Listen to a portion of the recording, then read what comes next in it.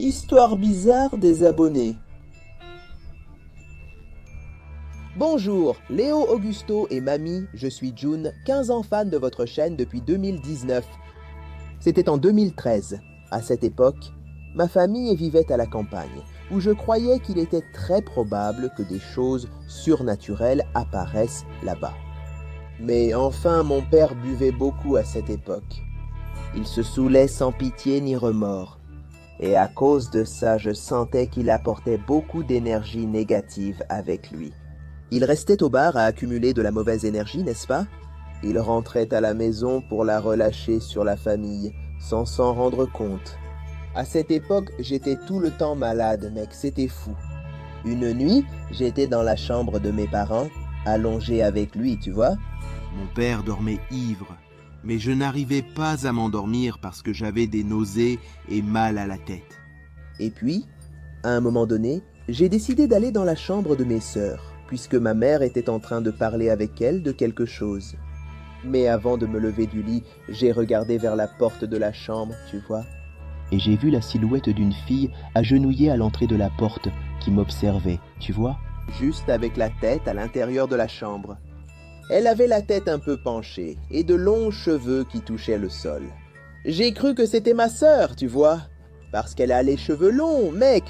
Alors j'ai demandé, « C'est toi, Monica ?» Mais elle n'a pas répondu ni bougé, restant immobile à regarder. Mais je n'ai pas eu peur sur le moment, alors j'ai décidé de rester là, même en pensant que c'était ma sœur, tu vois. Je jetais juste un coup d'œil pour voir comment allait mon petit frère. Je suis resté là à somnoler pendant presque une demi-heure, tu vois. Et quand je me suis réveillé, j'ai vu que la silhouette était toujours là. C'est là que j'ai réalisé que ce n'était pas ma sœur, mec. Je me suis alors concentré sur cette personne et ai commencé à me sentir très mal. Puis j'ai aussi crié « mec ». J'avais peur et la nausée, mais incroyable, mon père ne s'est pas réveillé et ma mère n'est même pas venue voir. Je me suis couvert avec les couvertures et vers 1 heure du matin, la silhouette avait disparu. Je me suis levé, suis allé dans la chambre de mes sœurs sans rien dire, puis je ne me souviens plus de rien. Et en 2022, je parlais avec ma mère de choses surnaturelles et j'ai mentionné ça, n'est-ce pas? Ma mère a dit que la silhouette ne me regardait pas, mais fixait mon père, allongé à côté de moi et endormi. Il était ivre et le démon se concentrait sûrement sur lui, pas sur moi. J'ai vu cette créature comme ma sœur, car c'était la seule référence que j'avais d'un être avec cette petite taille et de longs cheveux. Mais en réalité, l'apparence de cette chose était différente. Grâce à Dieu, mon père a arrêté de boire, et plus rien d'étrange n'est arrivé. Les gars, j'ai sorti une nouvelle bande dessinée dans la boutique, Cartoon, Chat contre Sirène. C'est une histoire qui se déroule dans une terre détruite par ces créatures bizarres et qui montre le combat entre ces deux titans. Qui sera le vainqueur de ce combat? C'est la grande question que nous voulons tous savoir. Et si vous ne connaissez pas, nous avons l'histoire de Léo Auguste et de Mamie dans une aventure contre les forces du mal. Des enfants du quartier disparaissent mystérieusement. Que se passe-t-il donc? Léo et Mamie résoudront-ils ce mystère? Découvrez aussi nos autres bandes dessinées. Ajoutez ce WhatsApp du magasin, nous répondrons.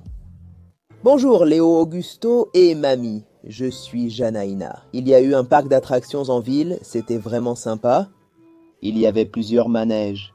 Alors, il y a eu un week-end où après que j'ai beaucoup insisté, mes parents ont finalement accepté de m'emmener. Ils avaient quelque chose que je n'avais jamais vu auparavant. C'était une grande zone avec une piscine à balles, des ponts vers d'autres endroits et on pouvait sauter de partout. C'était génial, alors j'ai patienté dans la longue file, attendant ce lieu avec impatience. Le billet que ma mère avait acheté équivalait à une demi-heure de plaisir. Il y avait des billets pour 1 heure et d'autres pour 3 heures. Je me demande bien quel enfant pourrait tenir 3 heures à jouer là-bas. C'était logique. L'aire de jeu était immense, remplie de balles, on pouvait tout explorer. Oui, je pourrais rester 3 heures là-bas, avec environ 300 mètres carrés d'aventure. C'était mon tour, mec, c'était fou! Je n'avais jamais vu un parc aussi immersif, j'avais l'impression d'être dans une jungle jurassique. Une tyrolienne avait la forme d'un ptérodactyle. Alors j'y suis allé, non? J'ai réussi à prendre beaucoup d'élan et à me lancer là-bas, dans les balles. C'était génial, jusqu'à ce que je monte à un autre endroit pour prendre une autre tyrolienne. Et puis j'ai vu un garçon en bas, un peu triste, et il tenait son pied. Je lui ai demandé ce qui s'était passé et il m'a dit qu'il avait été attaqué par une bête en restant sous les balles. Je lui ai demandé si ça ne pouvait pas être au moment de la chute, s'il n'était pas tombé maladroitement, mais il m'a juré sur tout. Non, c'était un serpent submergé. Il a montré l'autre enfant qui avait été attrapé par ce fameux serpent et qui était évanoui là par terre, mec. J'ai cru qu'il jouait à un jeu de rôle et je me suis juste tiré de là. Je m'amusais, alors j'ai sauté. À ma grande surprise, alors que je nageais dans les profondeurs des balles, j'ai senti que je touchais quelque chose de différent avec mes mains. Ça ressemblait à une balle plus petite et qui avait une texture différente. Ce n'étaient pas les plastiques dont j'avais l'habitude, n'est-ce pas? Alors j'ai pris et j'ai regardé, Léo. Ça ressemblait à un œuf, mais ce n'était pas un œuf de poule, n'est-ce pas? Il avait d'autres caractéristiques. Je l'ai mis dans ma poche. Mais c'est là que les choses ont commencé à devenir bizarres pour moi. J'ai commencé à sentir qu'il y avait quelque chose derrière moi. Je voyais sans cesse des ombres, mais en regardant de près, il n'y avait rien. Quand il a fallu partir, j'ai senti ma balise vibrer et j'ai mis la main dans ma poche. C'est là que j'ai senti du mouillé et une piqûre sur mon doigt. Cet œuf était celui d'un serpent et je venais de me faire mordre. Mec. Mes parents, affolés, m'ont conduit à l'hôpital. Je ne me souviens de rien, je m'étais évanoui. On m'a dit plus tard que je n'y retournerai jamais. Parce qu'ils ont trouvé 2 enfants sans vie à cet endroit, alors je me suis souvenu de ces 2-là qui étaient là. Je me demande combien de temps cette créature pouvait être là et combien d'enfants ont pu mourir.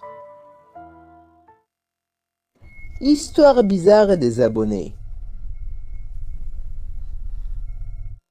Merci de m'avoir lu, Léo Augusto et Mamie, Josivin. Et ce qui m'est arrivé est quelque chose que je ne crois que parce que j'ai vécu cette expérience. Donc, je ne juge pas ceux qui ne me croient pas, car si j'entendais cela de la bouche de quelqu'un d'autre, j'en douterais. Je prenais toujours quelques petits boulots de désherbage dans les jardins des maisons pour gagner un peu d'argent. Puisque mes parents ne me laissaient pas avoir un emploi, je faisais donc ces petits boulots. Il y avait une maison qui était toujours bien entretenue, tout était coupé au cordeau, mais après un certain temps, elle a commencé à devenir une vraie jungle. J'ai pensé que c'était une opportunité pour développer mes affaires. Alors j'ai frappé à la porte de la maison, mais rien. Je suis resté un moment à regarder les fenêtres, mais aucun signe. Alors je suis parti. Cependant, le lendemain, en rentrant de l'école en fin d'après-midi, en passant par là, n'est-ce pas? Je vois un homme. Et il se présente à moi comme Seigneur Aristides. Il a demandé mes services. « Bonjour, jeune homme, tu me cherchais, n'est-ce pas? Et il se trouve que j'ai besoin que tu fasses un service pour moi. Occupe-toi de ma pelouse. J'ai eu un problème avec mon ancien jardinier et il ne pourra plus venir. » Ah, d'accord. Mais comment saviez-vous que je faisais ce genre de travail de jardinage? Je vous ai vu près de mon portail, puis tondre la pelouse le lendemain. J'ai travaillé environ 2 heures. Mais j'ai remarqué quelque chose, bème. Au fond du terrain, j'ai vu qu'il y avait un tas de feuilles mortes. Je suis donc allé les ramasser, et en les enlevant, j'ai vu qu'il y avait de la terre retournée. On aurait dit que quelque chose avait été enterré là ou je ne sais pas.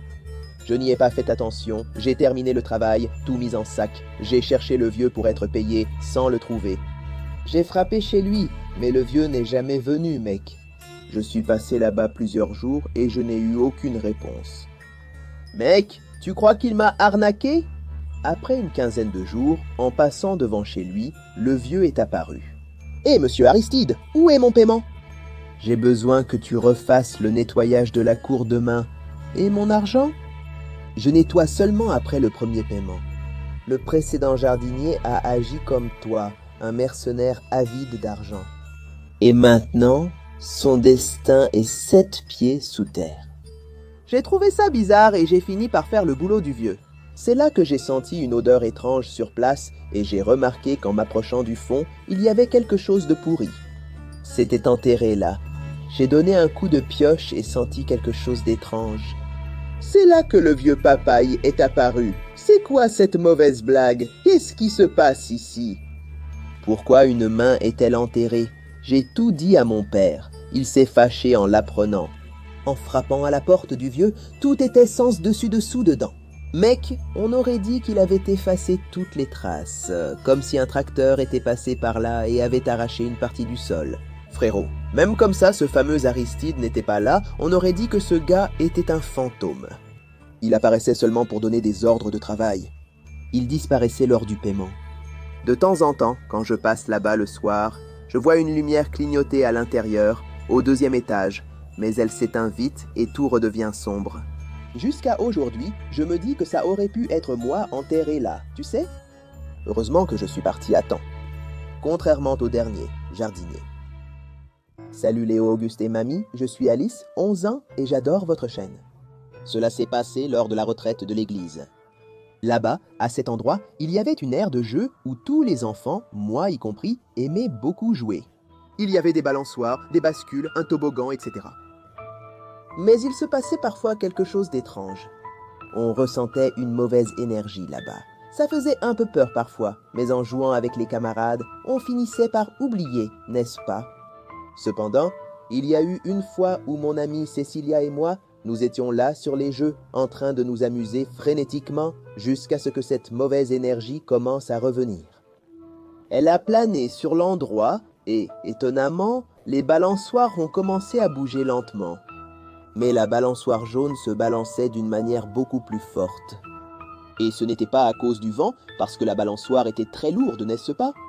Alors j'ai crié avec l'encouragement de Cécilia, n'est-ce pas?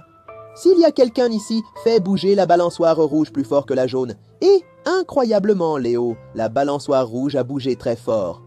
On aurait dit qu'il y avait quelqu'un là, vieux, mais je ne pouvais pas voir. On a commencé à parler des esprits juste là. Cécilia peut voir des choses surnaturelles. Nous avons couru hors du terrain et nous sommes arrêtés à la porte. Cécilia s'est alors tournée vers moi effrayée et a dit « Cours, Alice, aide-moi » Après avoir beaucoup couru dans la pente et être allée au dortoir, elle révèle pourquoi elle m'a dit de partir en courant. J'ai vu une personne sans visage, corps noir, courir derrière nous. Je me suis figé car Cécilia ne ment pas. Quelques mois après la retraite, elle m'a raconté quelque chose d'effrayant. Une autre fois, en y retournant, elle a ressenti la même chose qu'au jour fatidique. Elle avait laissé sa poupée près de la balançoire et, surprise, sentit la présence de quelqu'un avec la poupée. Quelqu'un de lourd, car elle a été soulevée à un point tel que son pied ne touchait plus le sol. C'était surréaliste. Alors, je ne suis jamais retourné à cet endroit, de peur qu'il se passe quelque chose d'encore plus sinistre. Elle en a parlé à ses parents, mais personne n'a prêté attention, pensant que c'était juste l'imagination de leur fille, n'est-ce pas? J'en ai parlé à mes parents, mais ils n'ont rien pris au sérieux concernant ce que j'ai vu, comme les balançoires qui bougeaient. Ils ont attribué le mouvement des balançoires au vent du coin, et ils m'ont dit de ne pas m'inquiéter pour ça. Je n'oublierai jamais cette retraite. Merci d'avoir lu, Léo. Que Dieu te bénisse. Bonjour, je suis Kadou et j'ai une histoire effrayante. Tout a commencé à l'école, un lieu qui n'a jamais plus été pareil pour moi. J'étais à la cantine de l'école, prêt à prendre mon assiette quand j'ai vu quelque chose qui m'a terrifié. Frérot, j'avais trop faim. À la récré, je suis allé à la cantine, tu vois, prêt à prendre mon assiette. Quand j'ai vu quelque chose qui m'a terrifié, un gars était près des marmites, mais les cuisinières ne l'avaient pas remarqué. Je regardais ça, mec, et j'ai conclu que c'était un fantôme. Il n'était pas là, mec, personne ne le voyait. Le gaz était pâle, très vieux et portait un tablier de cuisinier. Ses yeux vides m'ont fixé. Je pense qu'il a compris que je l'avais vu, tu vois. Avant de m'enfuir, j'ai vu quelque chose d'encore plus horrible. Il a ajouté un assaisonnement spécial dans la nourriture, mais il s'agissait en réalité de larves. Mec, il a régurgité le truc là-dedans dans la vieille marmite. Ces trucs gluants sont sortis de sa bouche et sont allés directement dans la nourriture. J'ai essayé de prévenir mes amis et mes professeurs, mais personne ne m'a cru. Cependant, le temps passait et les enfants à l'école commençaient à devenir bizarres. Tout le monde semblait plus lent, avec des difficultés à se concentrer. Et, en ayant de mauvaises notes, j'ai aussi été affecté, apparemment. J'ai commencé à ressentir la même chose, mec, que tout le monde ressentait, des difficultés de concentration. Mauvaises notes, et j'ai commencé à blâmer mes mauvaises notes, à l'assaisonnement macabre de ce fantôme que j'avais mis dans la nourriture. J'ai raconté ça à ma mère, mais elle a pensé que j'inventais des histoires juste pour ne pas me faire gronder à cause de mes mauvaises notes. Mais les choses ont empiré. Mon ventre a commencé à grossir mystérieusement et je n'ai pas compris pourquoi. J'ai arrêté de manger à l'école, mais ça n'a rien changé. Une semaine après, mon ventre a encore grossi. Il est devenu énorme et ce jour-là, je ne me suis pas réveillé comme si j'étais dans le coma. J'ai été hospitalisé en soins intensifs et les médecins ont découvert que j'étais rempli de parasites dans l'estomac. Heureusement, après 1 mois, je suis retourné à l'école, mais tout était déjà différent. D'autres enfants n'ont pas eu la même chance que moi. Plusieurs décès y ont eu lieu sans que personne ne sache pourquoi. Seul moi connaissais la vérité. Qui croirait une telle histoire ? Je disais à mes amis que le cuisinier fantôme mettait de mauvaises choses dans cette nourriture, mais c'était difficile de faire croire quelqu'un. Le personnel de l'école a changé le réservoir d'eau, pensant qu'il y avait un parasite dedans, ou qu'un rat mort y était tombé rendant les enfants malades. Mais je n'y crois pas. Cette expérience m'a marqué à vie et malgré tout, j'essaie toujours d'avertir les gens de ce que j'ai vu. Et je n'ai plus jamais réussi à entrer dans cette cuisine. Mec, je n'y vais même pas pour boire de l'eau, t'es fou? Encore aujourd'hui, beaucoup ont un gros ventre ici et marchent comme des zombies. Je sais déjà ce que c'est.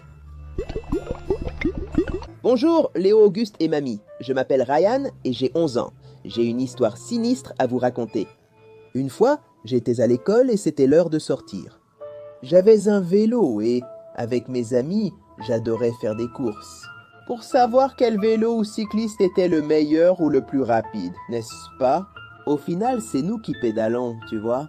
Alors je suis monté sur mon vélo et j'ai fait la course, mais j'ai trouvé un raccourci par la forêt, ça coupait le chemin. J'arriverai avant eux, donc je suis passé ici. À mi-chemin, mon vélo a heurté une pierre et je suis tombé, me blessant le genou. Et la chaîne, hein? Elle est sortie, mec. En fait, elle s'est cassée, alors j'ai dû marcher avec mon vélo. Au final, ce raccourci m'a fait perdre du temps, non? Pendant que je traversais la forêt, j'ai vu une vieille cabane là-bas. La porte était entr'ouverte. J'ai voulu voir si quelqu'un pouvait m'aider. Quand je suis entré dans la cabane, tout était vieux, en désordre, abîmé, et j'ai vu un portrait d'une dame et de sa fille. J'ai décidé de partir de là parce que je commençais à avoir peur. La porte était désormais fermée. Je n'ai pas laissé ça ouvert. L'intérieur de la maison s'est illuminé, tout paraissait différent. Là, il y avait madame et sa fille qui me regardaient. Elles étaient assises à la table, le déjeuner était servi. Dieu, qu'est-ce que c'est? Alors j'ai dit « Bonjour madame, la chaîne de mon vélo s'est cassée. Est-ce que vous auriez un outil que je pourrais utiliser ?»« Une pince, un marteau, ça suffit pour réparer ?»« Oui, j'en ai, mais tu n'as pas faim, mon garçon. Viens nous rejoindre et mange un peu. Ensuite, on s'occupera de ton vélo. » L'odeur était bonne, mec, on aurait dit un festin. Sa fille n'a rien dit et a continué à me regarder. Elle était vraiment jolie.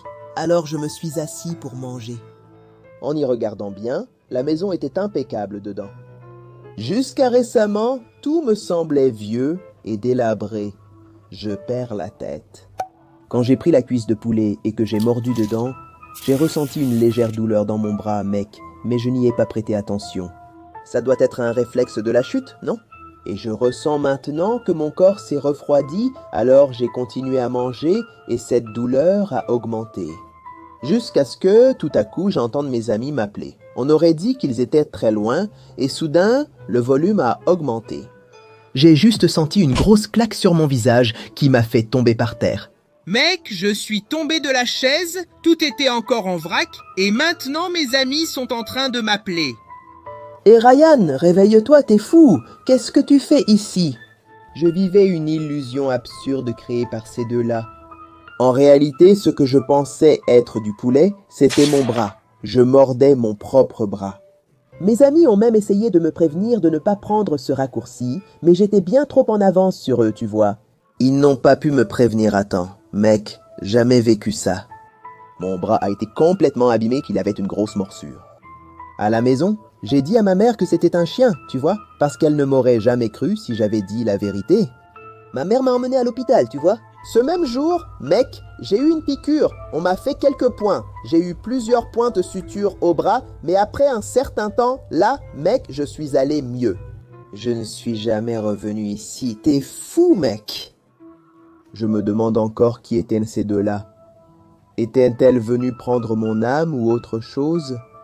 Ou alors, j'aurais été leur festin, hein, mec. Elles ont servi tout ça, mais en réalité, c'était une illusion.